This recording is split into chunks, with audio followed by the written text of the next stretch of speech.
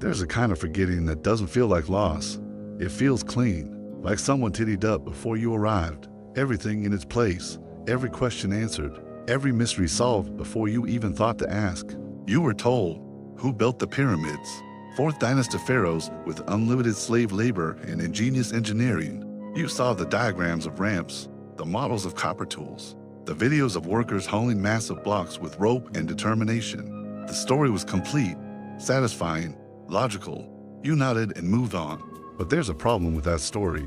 Actually, there are many problems. The Sphinx shows water erosion from rains that stopped falling thousands of years before any pharaoh was born. The king who supposedly built the largest monument in human history never left a single word inside it.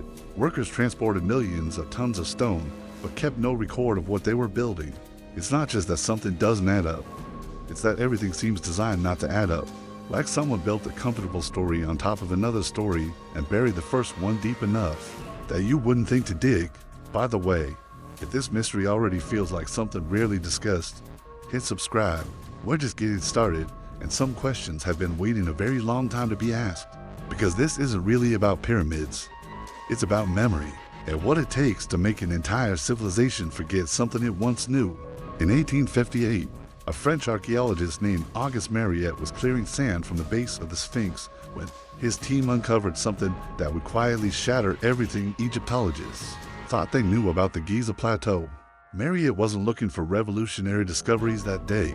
He was conducting routine excavations as part of his broader survey of the site, methodically documenting the smaller artifacts and architectural fragments that typically surrounded major monuments. The limestone slab his workers unearthed was broken, weathered, and initially unremarkable. It wasn't gold or jeweled. It wasn't decorated with elaborate royal cartouches or artistic flourishes. It was simply a piece of carved stone covered in hieroglyphs that would need careful translation to reveal their meaning. But the moment the inscription was decoded, everything changed. The tablet, now called the inventory stela, contained a message that was clear enough to translate, official enough to be genuine, and disturbing enough to make the archaeological establishment deeply uncomfortable. According to the stone record, the Sphinx was not built by Khufu, the pharaoh usually credited with the Great Pyramid and the entire Giza complex. Instead, the inscription describes how Khufu found the Sphinx already buried in sand, how he organized its restoration, and how he built temples nearby in honor of its guardian power. The monument that every textbook calls Khufu's masterpiece was, according to the stone record, already ancient when he arrived to worship at its feet. The stela opens not with the usual pharaonic boasting about divine construction projects, but with something far more humble and far more troubling. A simple administrative list, an inventory of shrines and temples that Khufu supposedly built in honor of something that was already there, something he hadn't created. The tone is respectful, almost reverent, as if the pharaoh was approaching a sacred site that commanded his deference, rather than his dominion. The text refers to Isis as mistress of the pyramid and mentions a temple that once stood next to the Sphinx, now lost to time and sand. But the most significant detail is what the inscription doesn't say. There's no mention of Khufu commissioning the Sphinx, no description of its construction, no claim of divine inspiration for its design. Instead, the language suggests restoration work, maintenance, the careful preservation of something that was already ancient and already sacred. This phrasing reveals something that makes modern Egyptologists profoundly uncomfortable. Even Khufu's own priesthood, the people responsible for crafting royal propaganda and maintaining the divine mythology of pharaonic power, believed the Sphinx was part of an older, sacred landscape, one that predated their pharaoh, one that belonged to forces beyond his control, one he couldn't take credit for creating. To understand why this changes everything, you need to grasp the rigid logic of Egyptian kingship and the way pharaonic power was constructed and maintained. Pharaohs didn't just build monuments for practical or aesthetic purposes. They immortalized themselves through stone as part of an elaborate system of divine legitimacy that connected earthly rule to cosmic order. Every temple was named after its royal patron. Every statue was positioned according to sacred geometry that reflected the pharaoh's relationship to specific gods. Every structure had an owner, a date, a divine purpose that served as permanent proof of the ruler's connection to eternal forces. The pharaoh was not just a political leader, but a living god, the earthly embodiment of divine will, the bridge between human society and celestial power. His monuments were not just buildings, but theological statements, permanent declarations of his role in maintaining the cosmic balance that kept the universe functioning properly. To find a monument without a clear royal patron was not just historically puzzling, it was theologically impossible. So when you discover the oldest and most mysteriously positioned monument in Egypt, the one that sits at the exact celestial junction of sunrise and equinox aligned with astronomical precision, that rivals modern engineering with no documented builder and no clear connection to any known pharaoh, you face a choice that threatens the entire foundation of Egyptian chronology. Either admit that something fundamental doesn't fit with the established timeline, or find a way to erase the question entirely. The archaeological establishment chose erasure, and they did it with remarkable efficiency and institutional coordination. The inventory stela was quietly moved to the Egyptian Museum in Cairo, where it's rarely put on display and never featured in the museum's main exhibitions. It was routinely dismissed in academic publications as late-period propaganda, created by priests with questionable motives and unreliable historical knowledge. The official verdict became rigidly established. It was written over 1,000 years after Khufu's reign, making it nothing more than historical fiction designed to serve political purposes that modern scholars couldn't quite identify but were certain must have existed.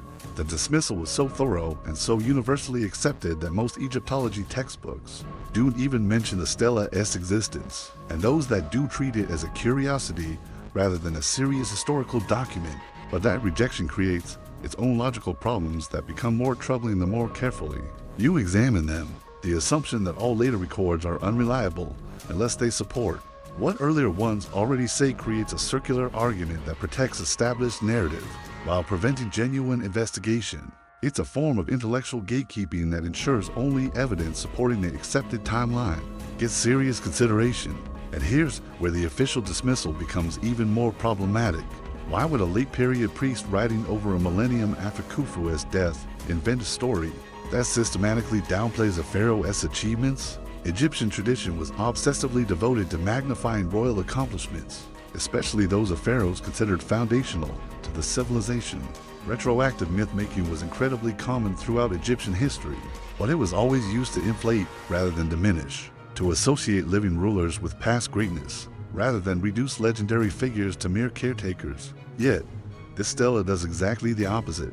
It minimizes Khufu's role in the most dramatic way possible, presenting him as a servant of older gods, a performer of restoration work, a ruler who honored ancient power rather than embodying it himself. If this was propaganda designed to serve political purposes, it represents the most counterproductive fake in the history of royal mythology.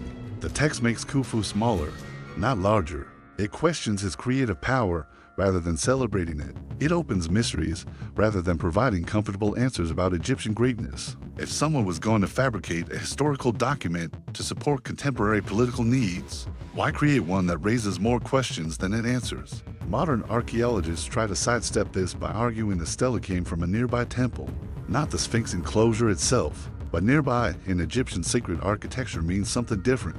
These monuments were positioned with astronomical precision. Being 20 meters off doesn't indicate misplacement. It indicates ritual geometry. Even stranger, the same scholars who dismiss the inventory stela as unreliable mythology routinely use other late-period texts to support traditional timelines when convenient. The problem isn't the age of the tablet. The problem is what it says. And the more we try to explain it away, the more it whispers the same question. What if the most ancient monument in Egypt was already ancient even to the ancient Egyptians? We're taught that Khufu ordered the Great Pyramid's construction around 2580 BCE, that the Sphinx was carved during his reign, and that this represented early dynastic Egypt's technological apex. The entire foundation of Egyptology rests on this chronology. But then you have this limestone stela saying something completely different. Khufu came later. He came to preserve, not create. He came as a pilgrim, not a builder. That's not a small historical correction. That's the collapse of a timeline. Because if the Sphinx existed before Khufu, then the pyramids, which align perfectly with its body, may also be older. And if they're older, then Egyptian civilization, as we understand, it was built on top of something that didn't begin. So, we do what institutions always do with inconvenient evidence. Lock it away, label it legend, and move on. But the stela remains, a stone that wasn't supposed to speak, yet continues whispering its truth. We think of history as linear progression crowned by human genius, but the inventory stela tells a different story, not progress, but rediscovery. A king arriving at a place more ancient than memory, doing what any intelligent ruler might do when faced with a mystery beyond his control. Cover it in ritual, give offerings, and say very little about who built what he found, because whatever stood there wasn't broken or empty. It was silent, and that silence commanded more respect than any inscription he could add. In later centuries, the Sphinx would be buried again and again by wind, by neglect, by dynasties that found its presence inconvenient. Every time it was rediscovered, people thought they were the first to encounter this mystery. But the inventory stela proves something else. Even forgetting has a history. Even memory can be buried deliberately. The patterns of what gets preserved and what gets lost reveal as much about the preservers as the original events. So the question sharpens: if Khufu didn't build the Sphinx, who did? And what were they guarding before the pharaohs ever arrived to claim dominion over Egypt's sacred landscape? The answer to that question might lie not in what the Sphinx reveals, but in what tried to bury it. Because if you look carefully at the erosion patterns around its base, at the way water carved channels into stone that shouldn't have seen rain for thousands of years, you start to wonder whether the timeline we've been taught might be off by more than just a few centuries. Some mysteries don't just challenge what we know, they challenge when we think we knew it. And sometimes the most important question isn't who built something, but what they were trying to protect by building it in the first place. Prince Thutmose wasn't supposed to be pharaoh. His older brother stood ahead of him in the line of succession, and in a civilization where the divine bloodline determined cosmic order, that should have been the end of his story. But around 1400 BCE, something changed his destiny forever. Not through war or conspiracy, but through what he claimed was a conversation with a buried god. By the time Thutmose wandered onto the Giza Plateau, the Sphinx was disappearing. The desert had been reclaiming it for generations, until only the head and part of the chest remained visible above the dunes. The body, the paws, the platform, all were buried. This wasn't the central icon of Egyptian religion we see today. This was a neglected stone beast, ignored by priests and pilgrims alike. No festivals, no offerings, no inscriptions marking its purpose. The monument that sits at the exact junction where the rising sun meets the horizon had become invisible to the religious establishment. Just sand, silence, and the outline of something once important that had been allowed to fade. Yet Thutmose chose to rest there during a hunting expedition, whether from exhaustion or something else that drew him to that spot. He fell asleep between the Sphinx's buried paws. What happened next became the foundation of his claim to the throne, carved into a red granite stela that still stands between the monument's front limbs today. According to his account, a divine voice spoke from within the buried lion. The Sphinx identified itself as Hormukid, the horizon god, and delivered a message that was both intimate and commanding. The voice complained of sand filling its throat, of centuries of neglect, of being forgotten by the very people who once honored its presence. It spoke of watching the sun rise alone day after day, with no priest to acknowledge its vigil, no offerings to sustain its spiritual function. The bargain it offered was simple, but profound. If Thutmose would organize the excavation to free its body from the suffocating sand, if he would restore the temples and rituals that had been abandoned, if he would remember what others had forgotten, then the throne of Egypt would be his, not as a reward for ambition, but as a responsibility for service. The prince accepted. He organized teams of workers, cleared away tons of accumulated sand, and revealed the full, magnificent body of the Sphinx for the first time in centuries. He offered gold, incense, and prayers to the awakened deity, and established a new priesthood to maintain its worship. Within months, through a series of political developments that no contemporary records fully explain, he found himself crowned Pharaoh Thutmose IV. To historians, the dream stela represents obvious royal propaganda, a myth to justify an unexpected succession. But that explanation contains a troubling contradiction. For the story to work as propaganda, the Sphinx must have already been forgotten. Thutmose didn't claim to restore a known monument of his ancestors. He claimed to discover something buried and abandoned. Here is the fracture in Egypt's timeline. If the Sphinx was carved by Khufu only 1100 years before Thutmose, how could it have been completely lost to memory? Egyptian civilization was obsessive about preserving records. Tombs were mapped, temples maintained, dynastic lineages recorded in detail.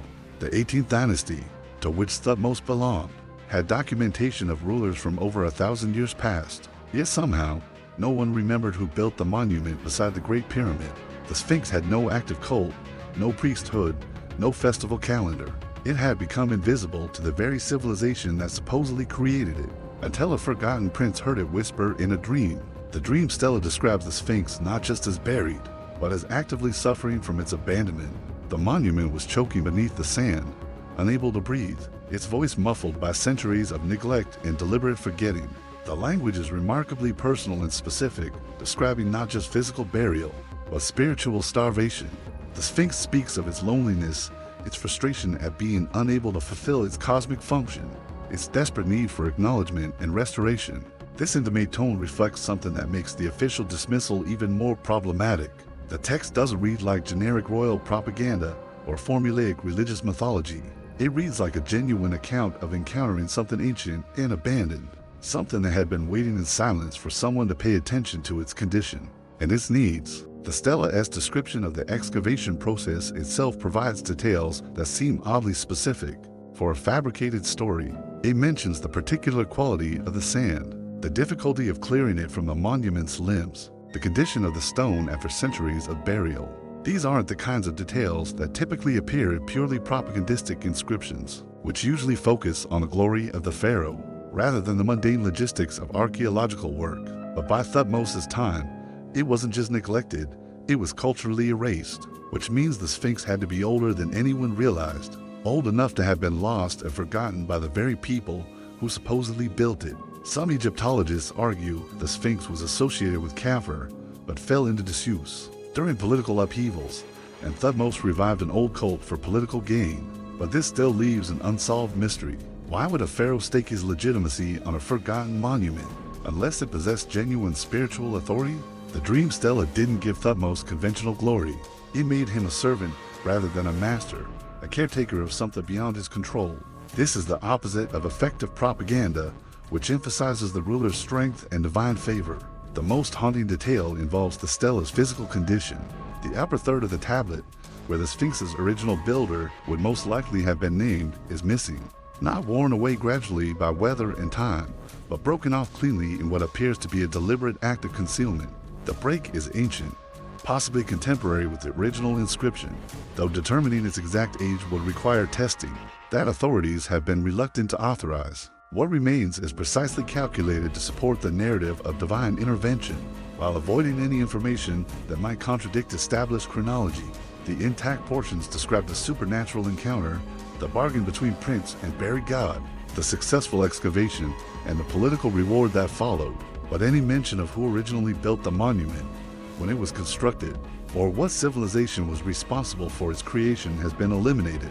This selective preservation creates a perfect historical artifact, mysterious enough to be compelling, religious enough to justify political change, but incomplete enough to avoid challenging the fundamental assumptions of Egyptian chronology. It is almost as if someone understood exactly what information would be acceptable to future generations and what needed to be permanently erased. If the Sphinx had genuinely been forgotten by the 18th dynasty, then Egyptian institutional memory contained enormous gaps that historians reluctantly acknowledge. It suggests the culture we think was obsessed with preserving the past had actually lost track of its most important monuments. The great pharaohs may not have been the original builders of Egypt's most impressive structures, but inheritors of an architectural legacy they could maintain, but not replicate. They were custodians of mysteries rather than creators. Rulers who derived authority partly from preserving achievements that belonged to an earlier, forgotten period. Thutmose wasn't trying to rewrite history. He was trying to survive in a world where power came from a connection, two forces beyond understanding. But what did he really uncover beneath those tons of sand? The physical evidence suggests something far more complex than a simple ancient statue that had been temporarily forgotten. The excavation revealed not just the body of the Sphinx, but evidence of multiple previous excavations, layers of different types of sand and debris that indicated the monument had been buried and cleared multiple times throughout history. There were traces of repair work from different periods using different techniques and materials that suggested various civilizations had attempted to maintain the monument across vast spans of time. Some of the restoration work appeared to be Egyptian, but other repairs seemed to use methods and materials that didn't match any known Egyptian techniques. Most intriguingly, the excavation uncovered what appeared to be much older erosion patterns on the monument's body, weathering that seemed inconsistent with the arid climate of the region. The stone showed signs of water damage, deep vertical channels carved by flowing water that would have required sustained rainfall over long periods, the kind of climate that hadn't existed in Egypt for thousands of years before the pharaohs. The monument remains today, watching the horizon where the sun rises each morning, waiting with stone patience for the next person who will stop long enough to notice its silence and wonder what it might say. Half lion, half god, fully enigmatic. It guards secrets that may be older than the civilization claiming to have built it, and those secrets might be written not in hieroglyphs or hidden chambers, but in something far more permanent and telling. They might be written in the scars the weather left behind. When you look closely at the erosion patterns Thutmose's excavation revealed, you realize the Sphinx had been telling a story all along, not just about forgotten pharaohs and buried monuments, but about forgotten time itself. The oldest monument in Egypt shows signs of the one thing Egypt doesn't have: rain. Not just droplets or occasional storms, but centuries of sustained rainfall that carved deep channels into limestone and shaped stone in ways that shouldn't exist in a desert climate. In the early 1990s, a geologist named Robert Schoch stood before the Sphinx enclosure and noticed something that made him question everything archaeologists had assumed about the monument's age. Schoch wasn't an Egyptologist or an archaeologist. He was a professor of geology at Boston University, trained to read the stories that rocks tell about time, climate, and natural forces. When he examined the limestone walls surrounding the Sphinx, he saw something that didn't fit the accepted narrative. Unlike the nearby temples, which show the sharp, horizontal wear patterns you'd expect from thousands of years of wind and sand abrading surfaces in consistent directions, the walls around the Sphinx were different. They had vertical channels carved deep into the limestone, wavy, rounded patterns and smooth corners that created a distinctive, scalloped appearance. To a geologist, these formations looked exactly like the kind of erosion formed by water streaming downward over long periods. The patterns were unmistakable to someone trained in reading geological evidence. This wasn't the work of wind, which creates linear, horizontal striations. This wasn't salt crystallization, which produces surface pitting and flaking. This was precipitation erosion, the kind that occurs when water flows consistently down rock faces over centuries, gradually carving channels and smoothing surfaces in ways that only sustained rainfall can accomplish. This wasn't a sandblasted ruin. It was a monument that had been rained on not once or briefly, but repeatedly over millennia. And that presented a fundamental problem for Egyptian chronology, because the last time Egypt saw rainfall like that was over 7,000 years ago. Egypt's climate hasn't always been the arid desert we know today. During the pre-dynastic era, before the Sahara became a wasteland, North Africa was green. There were grasslands that supported grazing animals, lakes that provided fresh water for large populations, and monsoon patterns that brought regular seasonal rainfall across the region. Archaeological evidence from this period shows human settlements, rock art depicting abundant wildlife, and the remains of rivers that once flowed where now only sand exists. That wet period, sometimes called the African humid period, ended between 5000 and 4000 BCE as global climate patterns shifted and the monsoon systems that had sustained the region for thousands of years began to fail. The transition wasn't sudden, but gradual, taking place over several centuries as rainfall became less reliable, vegetation disappeared, and human populations migrated toward the Nile Valley, where water remained available. After that climatic shift, the rain stopped and the desert began its expansion across the region, transforming what had been a habitable landscape into the harsh environment we associate with Egypt today. The Sahara grew, pushing both wildlife and human civilization toward the narrow green strip along the Nile. That would eventually become the foundation of pharaonic Egypt. If the enclosure around the Sphinx shows water damage from that era, it would mean the Sphinx had to have been already standing thousands of years before Khufu, before Khufu, before the first pharaoh ever held a crook and flail. In other words, the Sphinx may be older than Egyptian civilization itself. Mainstream Egyptology couldn't accept that conclusion. The dating of the Sphinx has long been tied to Pharaoh Khufu, partly due to a fragmentary statue found nearby and the assumption that he built the second pyramid. Interestingly, no inscriptions actually link him directly to the Sphinx, but his name, his era, and his presumed architectural vision have become woven into the official narrative. If the Sphinx was built before Khufu, not just by a few decades, but by millennia, then the entire framework of Old Kingdom chronology would collapse. The pharaohs who supposedly created Egypt's greatest monuments would be revealed as inheritors, rather than innovators, caretakers of achievements that belonged to an earlier Unknown civilization. The pushback from the archaeological establishment came quickly and decisively, but it revealed as much about institutional thinking as it did about scientific methodology. Scholars claimed the erosion wasn't from water, but from salt crystals in the limestone expanding, cracking, and flaking over time as temperatures fluctuated between day and night. Others suggested that wind-driven sand could carve similar grooves, given enough centuries of constant abrasion. Still others blamed groundwater rising through the rock and leaching minerals. That created the observed patterns. The response seemed less concerned with examining the geological evidence than with protecting the established chronology. Academic papers dismissing the water erosion theory often spent more time defending traditional dating methods than addressing the specific patterns that shock had identified. The debate became not just about interpreting erosion patterns, but about whether geologists had the right to challenge conclusions that archaeologists had already settled. But these explanations faced a significant problem that became more obvious the more closely the evidence was examined. The erosion patterns simply didn't match what those alternative forces would actually create. Wind erodes surfaces horizontally, creating the sharp, linear wear visible on other monuments at Giza. Salt crystallization causes surface flaking and pitting, not deep, vertical channels, and groundwater flows upward from below, not down the face of walls like rainfall would. The defensive nature of the academic response suggested that more than scientific accuracy was at stake.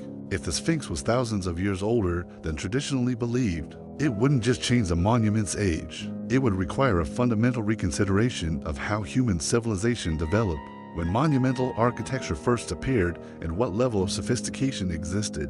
In prehistoric periods, geologists pointed out that the southern and western walls of the enclosure, those most shielded from prevailing winds, showed the worst erosion. This actually supported the case for water runoff from above, rather than wind-driven sand from the side. The patterns were consistent with precipitation, not with the alternative explanations being offered. There's another problem with the wind and salt theory that becomes obvious. When you examine the nearby temples, the Valley Temple and Sphinx Temple were built from limestone blocks, quarried directly from the Sphinx enclosure during its original carving. That means the stone used in those temples should have suffered identical weathering if it was exposed to the same conditions over the same time period. But the temple blocks don't show the same wear patterns. They're sharp, clean, and angular. They look like they've always lived in the desert, protected from whatever forces shaped the enclosure walls. Only the original excavation, the part that was exposed to the open air during the wet period, shows the rounded, water-shaped erosion. This suggests a conclusion that threatens the entire timeline. The Sphinx predates the temples beside it, and if it predates those temples, it also predates the pharaohs who supposedly built them. The construction method provides another clue that's been hiding in plain sight, revealing something about the builder's intentions and capabilities that goes beyond simple monument creation. The Sphinx wasn't carved from a freestanding block of stone that was transported to the site. It was excavated downward, cut directly from the bedrock, in a massive engineering project that removed over 1,000 tons of limestone to form the body. Those quarried blocks were then stacked nearby to build the associated temples. This wasn't just stone carving, it was landscape reshaping on a scale that required sophisticated planning, advanced tools, and coordinated labor involving possibly hundreds of workers over many years. The builders didn't just create a monument, they transformed the topography of the entire area to accommodate their vision, creating a complex that integrated the carved figure with its surrounding architecture in ways that suggest comprehensive design rather than ad hoc construction. The precision of the work is remarkable. The Sphinx's body follows the natural layers of the limestone bedrock, with the builders carefully working with the stone's grain rather than against it. This suggests an intimate knowledge of geological formations and engineering principles that wouldn't be out of place in modern construction projects. The drainage systems, the way the temples relate to the central figure, the astronomical alignments all indicate a level of planning that goes far beyond what we typically associate with prehistoric construction. Maybe that's why the Sphinx doesn't appear in any pharaonic inscriptions. Maybe that's why it has no name carved beneath it, no list of rituals, no dedicatory text linking it to any known ruler. Because whoever built it wasn't interested in being remembered in the way that pharaohs typically demanded remembrance. They were interested in creating something that would endure, something that could only survive if it was made of stone, something that could only be understood if everything else was forgotten. The timeline we've constructed for Egyptian civilization, with its neat progression of dynasties, kingdoms, and calendars begins around 3100 BCE, but the stone tells a different story. A story with no writing, no names, no royal cartouches, just patterns and erosion that whisper of a time before recorded time, when the climate was different, when the builders were different, when the very concept of monumental architecture may have served purposes we no longer understand. To accept the Sphinx as a pre-dynastic monument would mean admitting that someone, somewhere, once possessed tools, vision, and organizational capability on a scale that doesn't match our current model of human development. It would mean there was a chapter before the first chapter, a civilization whose achievements were so profound that they could only be preserved in stone, and whose builders deliberately chose anonymity over immortality. And maybe that's the most unsettling idea of all, that something so vast could exist, so close to everything we revere, and yet remain completely anonymous, not forgotten through the accidents of time, but deliberately left unnamed, buried beneath the wrong questions, waiting for the right person to notice what the rain left behind. Every other tomb in Egypt is filled with words. Hieroglyphs cover the walls, telling stories of the dead, mapping routes to the afterlife, invoking gods and spells to ensure eternal protection. Egyptian tombs are libraries of the soul, encyclopedias of belief, carved into stone and painted in colors that were meant to last forever. But the most famous tomb of all, the Great Pyramid of Giza, has none of this. No hieroglyphs, no scenes of judgment or rebirth, no cartouches, no spells, no maps to guide the deceased through the underworld, just stone and silence, which might be the loudest thing Egypt ever left behind. The Great Pyramid, traditionally attributed to Pharaoh Khufu, stands over 480 feet high and consists of more than 2.3 million limestone and granite blocks, each weighing between 2.5 and 80 tons. Its internal structure is elegantly simple, but far from primitive. There's a descending passage that leads to an unfinished subterranean chamber, carved deep into the bedrock. A rising passage climbs to what's called the Queen's Chamber, though it was never used for that purpose and shows no signs of ever being intended for burial. Above it all, the magnificent Grand Gallery opens into the King's Chamber, a rectangular granite room containing a single, open stone box. The chamber itself is built from massive granite blocks, transported from quarries hundreds of miles away, fitted together with a precision that modern engineers struggle to replicate. And that's it.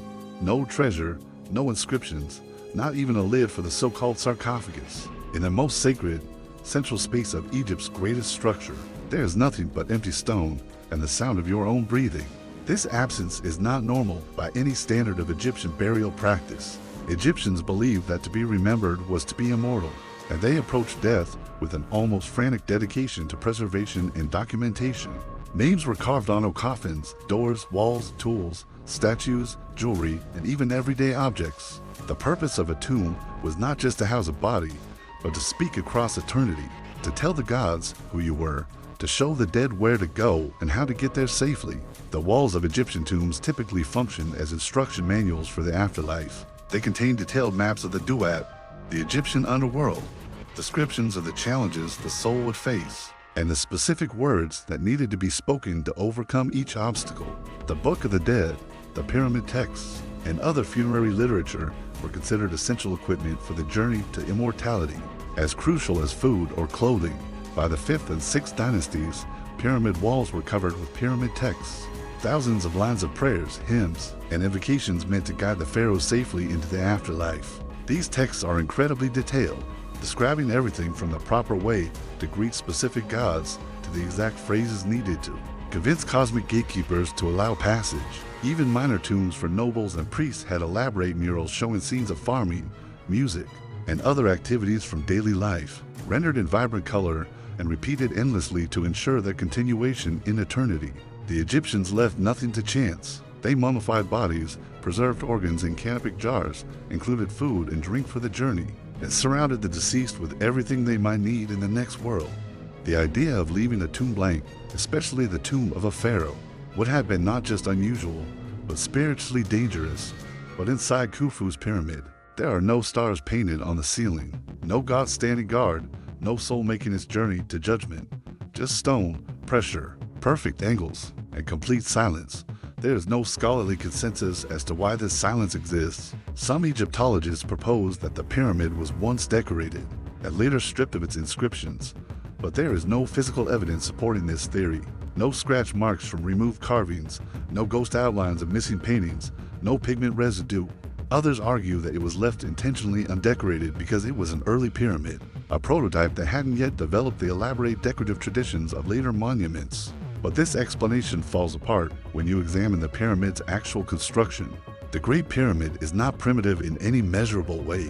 Its geometry, symmetry, and alignment with the cardinal points are unmatched. The base is leveled to within just 2 centimeters. The sides are aligned to the cardinal directions with an accuracy of 5/100ths of a degree. The internal passages are engineered with a mathematical precision that rivals modern construction. Later pyramids are smaller, more fragile, and often structurally compromised. If anything, the Great Pyramid represents the peak of pyramid building, a structure that seems to come from nowhere fully formed and is never equaled again. The idea that it was left undecorated because it was primitive simply doesn't match the evidence. If its builders had the skill to create such architectural perfection, they certainly had the ability to decorate it if they had wanted to. So why leave it blank? Khufu's name appears only once within the entire structure, and not in any prominent location. A small cartouche painted in red ink on a sealing beam inside an inaccessible relieving chamber above the king's chamber was discovered by Colonel Howard Weiss in 1837. Some scholars have questioned the authenticity of this marking, but even if it is genuine, a name scribbled on a hidden beam is not a claim of ownership. It's a passing mention, a whisper, a trace rather than a declaration. If this was truly Khufu's tomb, why wouldn't he make that fact unmistakably clear? Some researchers suggest the pyramid wasn't a tomb at all. No body was found inside, no funerary equipment, no sarcophagus lid, just a granite box, empty, smooth, and cold, not built to receive a corpse, but perhaps to serve some other function entirely, to hold a resonance, to preserve a frequency, to align with celestial events in ways we don't fully understand. This isn't a fringe theory. Even mainstream scholars admit that the function of the Great Pyramid remains uncertain. Its precision is extreme, its orientation perfect, its internal design defies simple ritual explanation. The absence of any clear burial evidence, combined with the monument's obvious technological sophistication, suggests purposes that go beyond conventional tomb construction, and its silence remains total, deliberate, and somehow meaningful. Perhaps the silence is not an omission, but the message itself.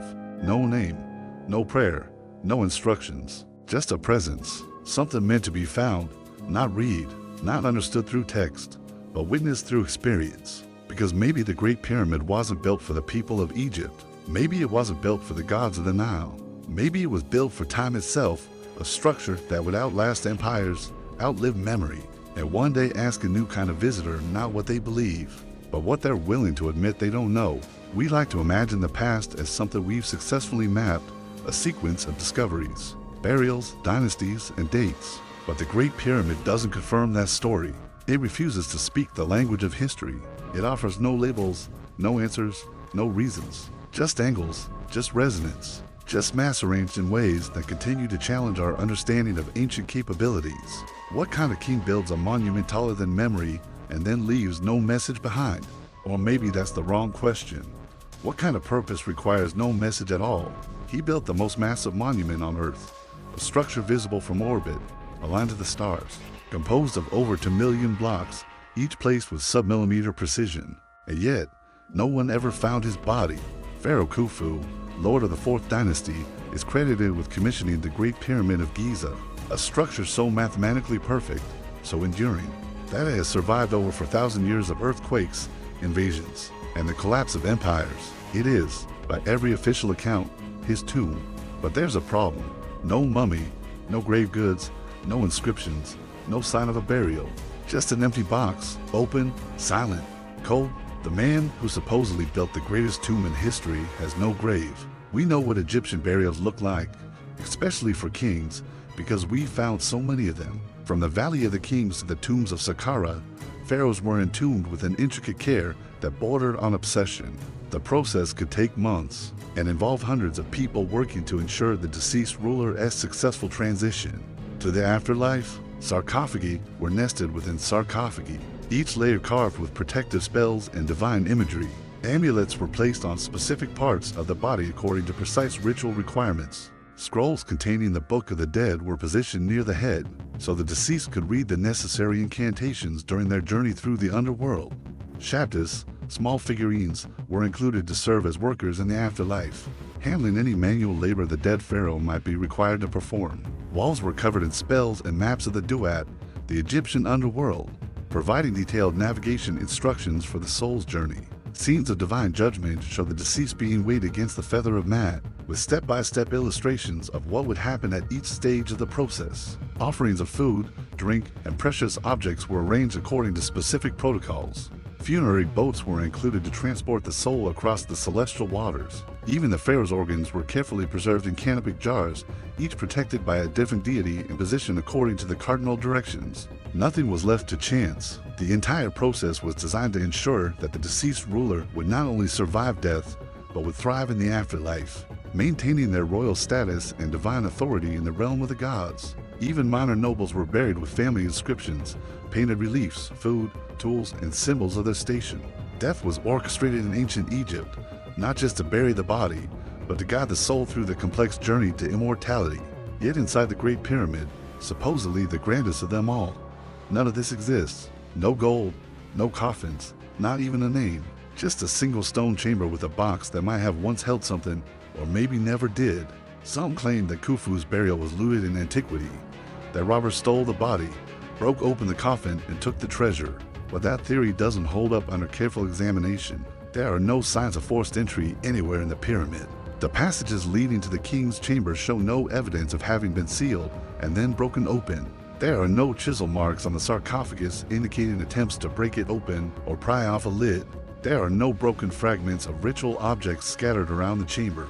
No pottery shards from smashed canopic jars. No pieces of destroyed wooden furniture or ritual implements. There's no soot from torches that would have been needed to illuminate the dark passages during a robbery. Most tellingly, the box itself, often called a sarcophagus, has no lid, no carvings, no ornamentation of any kind. It doesn't even resemble the elaborate coffins used by later pharaohs, which were typically carved with intricate designs, covered in gold leaf, and inscribed with protective spells. This is just a stone rectangle, perfectly cut, but completely plain. And if you believe it once held a king, you have to believe that every trace of him was removed so thoroughly that not even dust remained. You have to believe that robbers were so meticulous that they cleaned out every particle of evidence, every fragment of bone, every scrap of fabric, every trace of the oils and resins used in mummification. That level of thoroughness is inconsistent with how tomb robbing actually worked in ancient Egypt, where thieves were typically interested in grabbing valuable objects as quickly as possible, not in erasing all evidence of their activities. Some Egyptologists suggest that Khufu may have been buried elsewhere, that perhaps the pyramid was a cenotaph, a symbolic tomb built to honor the pharaoh, while his actual remains were interred in a different location, or that his real burial chamber lies in a still undiscovered hidden vault beneath or within the structure, waiting to be found by future archaeologists with better technology. But despite over a century of intensive excavation, surveying, and scanning using the most advanced techniques available, no second chamber has ever been found. No tunnel leading to a hidden burial site, no stairway descending to a secret vault, no inscription pointing the way to the pharaoh's true resting place. Ground-penetrating radar has mapped the interior of the pyramid in unprecedented detail. Seismic surveys have detected no hidden chambers. Electromagnetic scanning has revealed no concealed passages. In 2017, a large void was discovered above the Grand Gallery using cosmic ray muon detectors, a breakthrough that generated worldwide excitement. But no one knows what's inside this space. It remains sealed, untouched, inaccessible. The void could contain burial goods, or it could be an empty structural element designed to reduce the weight pressing down on the Grand Gallery. It could be a chamber filled with treasure, or it could be nothing more than a gap in the masonry, a blank above a blank. Silence inside silence. We have statues of Khufu, small, rare, scattered across different museums. We have administrative documents referencing his reign, including the diary of the transport official mirror that describes moving limestone to the pyramid construction site. We even have graffiti on stone blocks left by quarrymen from his time, casual inscriptions that provide glimpses into the daily life of workers. But we do not have his tomb, and that makes him unique among pharaohs. Almost every ruler of the Old Kingdom has a burial site, even if it's been damaged or looted. Their tombs are traceable. Khufu, the most powerful builder of all, the pharaoh who commanded the resources to create the most impressive monument in human history, vanishes completely when it comes to his own death and burial. So, if the Great Pyramid isn't his tomb, what is it? Why design a monument of such scale and precision and then not use it for the single most important purpose in a pharaoh's existence? Why would a king pour decades of labor, logistics, and royal authority into a structure that left no memory of his body, his spirit, or his name, unless it wasn't a tomb at all? Unless the idea of tomb was a placeholder, a word used because no other explanation made sense. The problem isn't just the absence of a body, it's the absence of purpose. The Great Pyramid doesn't fulfill any known funerary function. It doesn't follow ritual design, its geometry, its mass, its alignment, its time encoded in stone. But it's not a grave, which raises a darker question.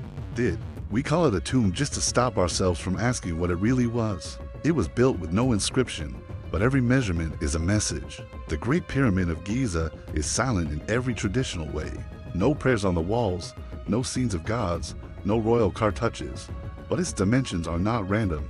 They follow ratios, not just pleasing ones, but precise ones. Ratios that echo through astronomy, geometry, and planetary physics. Ratios that Egypt, as we know it, should not have known unless someone did, and they encoded it in stone. Start with the basics, though in this case, basic means measurements so precise they challenge everything we think we know about ancient capabilities.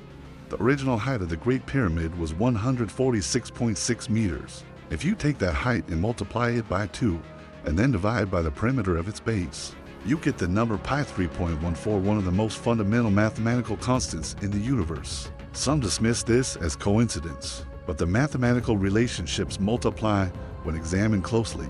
The pyramid also encodes the golden ratio, phi approximately 1.618, another irrational number that appears throughout nature, art, and architecture, believed to represent perfect harmony. The slope of the pyramid, about 51.84 degrees, perfectly expresses this ratio. To have both pi and phi encoded simultaneously in a single structure by accident is a statistical impossibility.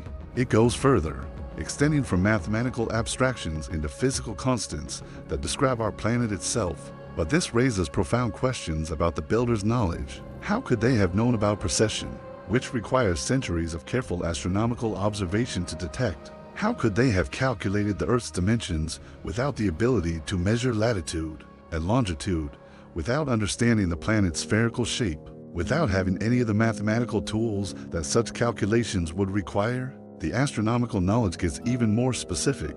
The internal shafts in the pyramid point to specific stars with remarkable precision.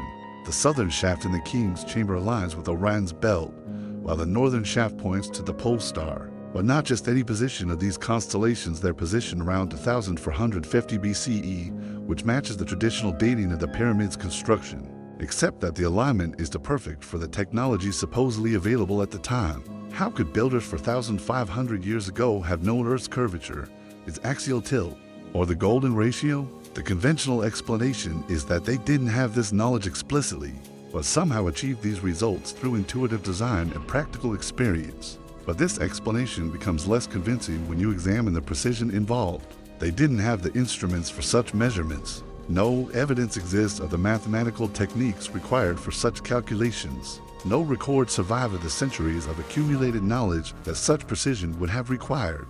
The ancient Egyptians are credited with practical mathematics focused on construction and commerce, but nothing in the historical records suggests they understood advanced geometry, astronomical cycles, or planetary physics. Yet, the alignment of the pyramid is so exact that it is oriented within 0.05 of a degree of true north of precision that modern builders struggle to match even with GPS and laser surveying.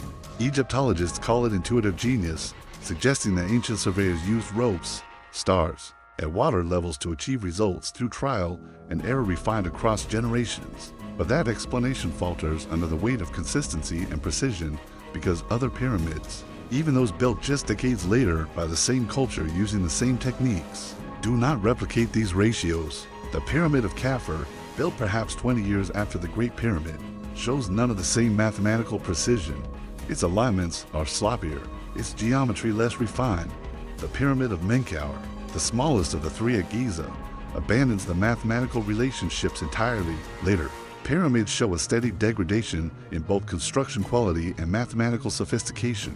If the Great Pyramid represented the culmination of gradually developed knowledge, we would expect to see that knowledge preserved and improved upon in subsequent constructions. Instead, the mathematical codes disappear, the precision vanishes, the astronomical alignments become approximate, which means the Great Pyramid was part of a learning curve, or the result of gradually accumulated expertise. It was a singularity, a spike in precision that appeared fully formed and was never successfully repeated.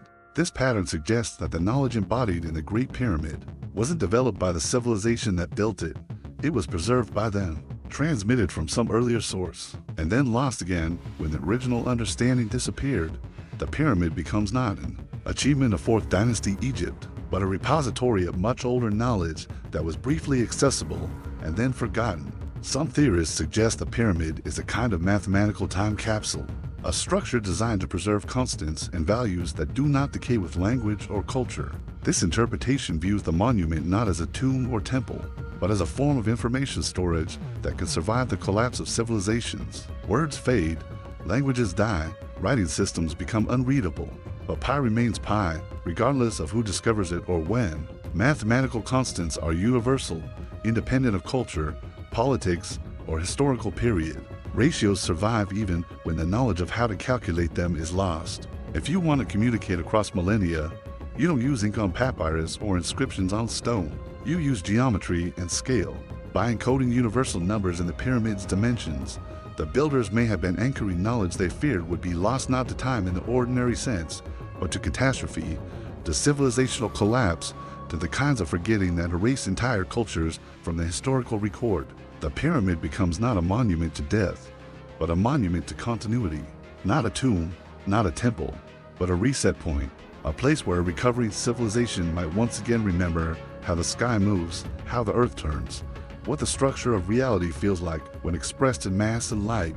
The mathematical relationships encoded in the structure are like a curriculum waiting to be discovered, a course in advanced mathematics and astronomy that could jumpstart scientific understanding in a society that had forgotten these principles. This interpretation explains why the pyramid contains no inscriptions, no religious imagery, no cultural markers that would tie it to a specific time and place. Such elements would make the structure less universal, more dependent on linguistic and cultural knowledge that might not survive. But mathematical relationships transcend culture.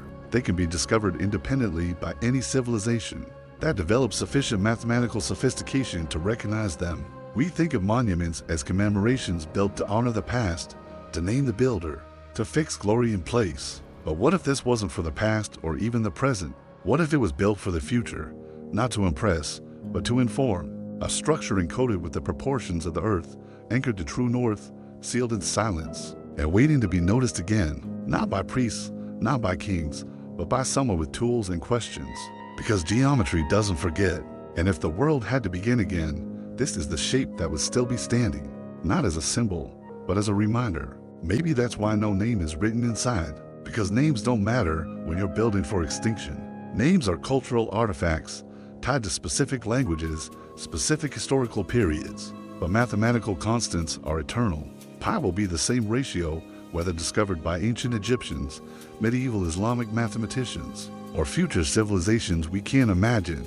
Only ratios matter, and maybe that's how you build for catastrophe, not with culture, which is fragile and temporary, but with constants, which are universal and permanent. The deeper we dug, the quieter it became. What began as a simple question about who built the pyramids led us through a labyrinth of contradictions that refused to resolve into comfortable answers. We found monuments without builders, tombs without bodies, and messages without words. We discovered evidence that challenged timelines, institutional responses that buried discoveries, and patterns of forgetting that seemed deliberate to be accidental. We were told to look for Khufu, to find his tools and ramps and royal plans. We were told the pyramids were tombs, symbols of power and kingship and eternal glory. But every piece of evidence we examined pointed in a different direction. The inventory stela suggested Khufu restored rather than built. The dream stela revealed systematic forgetting across dynasties. The missing tomb showed a pharaoh who vanished from his own monument.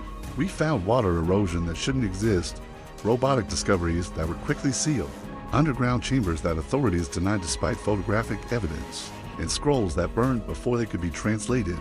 We found mathematical precision that exceeds what any ancient civilization should have possessed. What if the pyramids were never meant to honor the past? What if they were built to outlast the future? Everything the pyramids don't say has become louder than what we were taught to believe. They don't say who built them. They don't say why. They don't even say when. They just stand aligned to stars, measured to Earth's dimensions, balanced in silence like someone built them to survive not just empires, but forgetting itself. The pattern emerges not from what we found, but from what was systematically hidden. Workers who never learned the full scope of their project, transport logs that avoid mentioning purpose, institutional silence around underground discoveries, ancient texts that disappear at crucial moments, modern authorities who seal doors the moment they're open. This isn't random. This is the architecture of a mission, a world carefully curated to leave just enough clues to be confusing, but never enough to remember clearly. Because memory can be destroyed through violence, but doubt can be maintained forever through the careful management of information. The pyramid builders may have understood something we were only beginning to grasp, that the most sophisticated forms of preservation do depend on language, culture, or political systems. They depend on encoding knowledge in forms that transcend human institutions, mathematical relationships that remain true regardless of who discovers them, astronomical alignments that will be accurate for thousands of years, geometric proportions that speak to any civilization advanced enough to measure them precisely. We asked who built the pyramids, expecting to find a name, a dynasty, a historical period we could file away in textbooks. Instead, we found something more disturbing. Evidence of knowledge that was already ancient when the pharaohs arrived to claim it, systematically concealed by institutions that seem to understand its implications better than they're willing to admit. Perhaps the pyramids were never built to glorify anyone. Perhaps they were built to warn future civilizations about the fragility of knowledge, about how easily advanced understanding can be lost, about how important it is to preserve crucial information in forms that can survive the collapse of the societies that created them. Or perhaps they were built to wait, to serve as a test for any civilization sophisticated enough to recognize what they actually represent. The sealed doors, the missing inscriptions, the mathematical precision, the institutional concealment all become part of a larger mechanism designed to separate those who are ready for certain knowledge from those who aren't. The most unsettling possibility is that they were built to be found by us after everything else had already been lost, that we're not the first advanced civilization to wonder about their purpose, and that the knowledge they preserve is knowledge we once possessed and somehow forgot. The pyramids become not monuments to an ancient past, but reminders of a cyclical pattern in which advanced knowledge appears, gets lost, and has to be rediscovered by societies that have no memory of ever having it before. In the end, we're not left with a name or a simple answer. We're left with a shape that doesn't fit into our models of human development, doesn't fade despite our attempts to explain it away, and doesn't stop raising questions. No matter how many doors get sealed or how many scrolls disappear, the Great Pyramid stands as proof that someone somewhere once possessed knowledge sophisticated enough to encode the mathematical relationships governing our planet in a monument designed to last for geological time. Whether that someone was the ancient Egyptians, some earlier civilization, or something else entirely, the structure itself remembers, even when we don't. And maybe that's the point. Maybe the pyramid was never meant to provide answers, but to ensure that the right questions never stop being asked, to serve as a permanent reminder that human knowledge is not as linear or as permanent as we like to believe, and that the most important truths might be the ones we've forgotten how to see.